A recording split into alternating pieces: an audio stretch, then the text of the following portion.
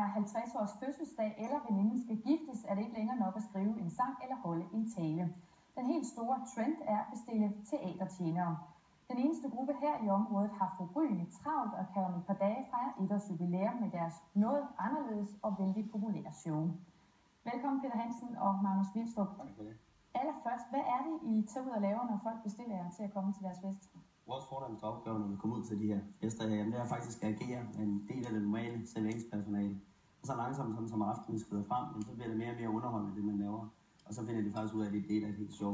Okay, så folk ved slet ikke først, når I kommer, at I ikke er almindelige tjenere? På ingen måde. Altså vi starter ud faktisk ganske almindeligt som mini-serveringspersonale, og så går det først op for dem efter en vis tid. Hvor lang tid går det, før de finder ud af det? Typisk i løbet af sådan en time til halvanden, tager showet, tager cirka en halv time, før det første begynder at finde ud af, der er et eller andet blodaflegage. Og hvad er det så, I kan finde på at lave, der går galt? Det for eksempel kan være, det er, at vi kan måske tage og hælde lidt vin i glasset, hvis det bliver om lidt at drikke. Vi kan lave nogle trylletræk, så vi har også nogle forskellige sang i dag, hvor vi aktiveres til at være en del af det. Og I giver også en lille sukkerknald her. Det kan også være et eksempel, ja.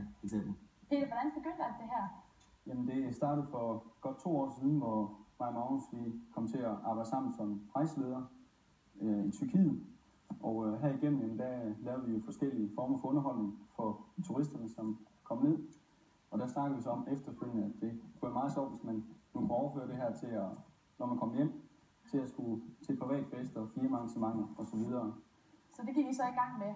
Hvordan er det så gået siden? Jamen det er gået rigtig godt, for efter vi har fået lavet vores hjemmeside, og vi er blevet en del af et APS-selskab, jamen så har vi fået forrygende travlt.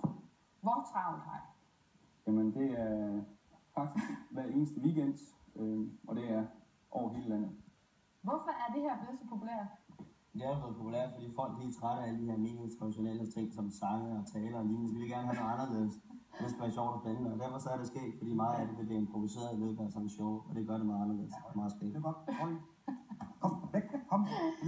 Hvordan forbereder jeg på det her? Det kan man faktisk ikke forberede sig på.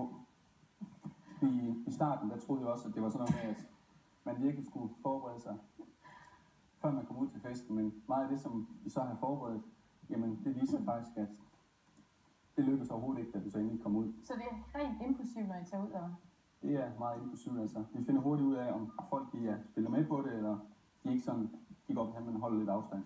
Hvordan har jeg så aldrig prøvet, at det er gået galt, hvor folk bare ikke synes, det her det er sjovt? Jo, selvfølgelig som alle andre, så er det ikke kun succeshistorier, man har. Vi har også haft en episode, der er oppe i Aarhus. Vi skulle være en del af sådan en auktion og komme ind i pausen. Og de folk, der var med til den her auktion, det var ikke lige det, de havde interesse for. Det ville hellere se, at de ting, der skulle sælges, og de kunne byde på senere.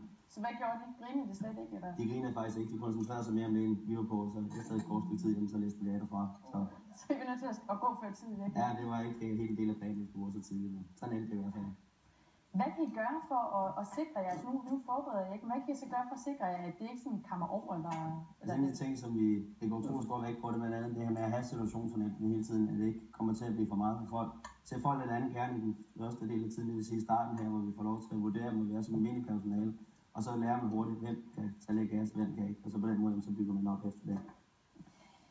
Hvad er det så det største, I har prøvet, eller hvad er det største drøm?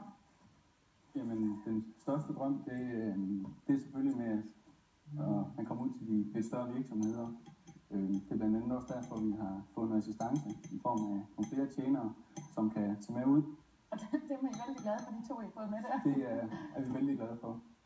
De er også med til at sætte gang i festen. Det er simpelthen nødvendigt for jer at få assistance. Det er simpelthen, fra vi startede os op til, hvor vi er i dag, der har vi simpelthen fået flere og flere jobs.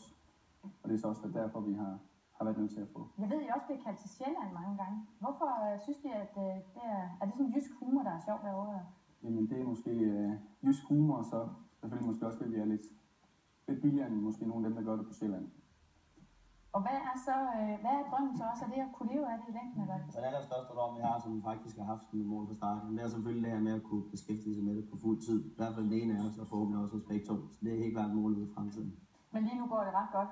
Lige nu der nyder vi det, vi er i nu, og det er vi meget, meget tilfredse med i hvert fald. I har ikke fået lov at optræde her, men det ved jeg, det skal I allerede i weekenden. Vi skal en tur over til Sjælland, så der kan løse igen. I skal have tusind tak, fordi I kom i hvert fald. Og held lykke med det.